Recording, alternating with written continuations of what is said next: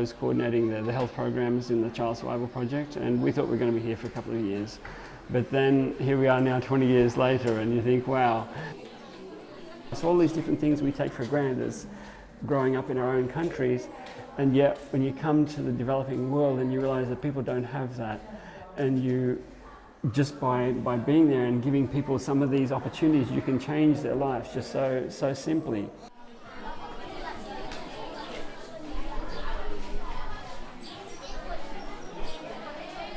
And so by having a canteen here every day, we can help keep these kids in school, and a lot of other programs will focus on having a canteen for the primary school kids, but we've said, look, we really feel that it's important to continue for the secondary school kids, because then we can keep them in school and not have, you know, pressures for finding food as being one of the reasons why they're dropping out of school. When we first came to Madagascar, I was very focused on the health program too, but then we realized that our real focus is wanting to be on education, because education, you're making changes that are going to have an impact for the long term. Initially we had started out doing a program where we were looking at illiteracy programs, and we were looking at primary education. And so this last couple of years we've been reducing now our programs in the primary school and increasing our program in the secondary school.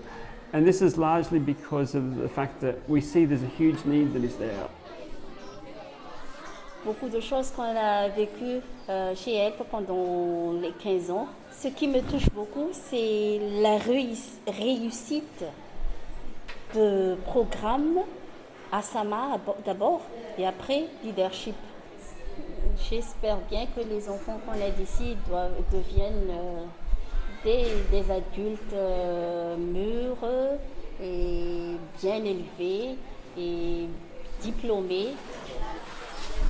It's like the old story, the old man walking along the beach at dawn. He sees the little boy that is there picking up starfish off the beach, and he picks it up and throws it back into the water. What are you doing? He says, oh, I'm saving these starfish. And he says, there must be thousands of starfish like that. He says, you can't hope to save all the starfish.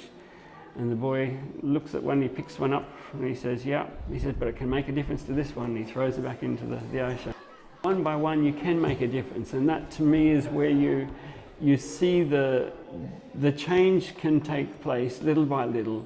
And yes, you may not be able to save all the kids that are in Madagascar or whatever, but we can begin to see and make changes now, and to be able to see kids come out, after 12, 15 years of schooling and see completely different minds. It's just like watching a flower begin to open up, and you see a new personality begin to come out. You see a new individual begin to emerge.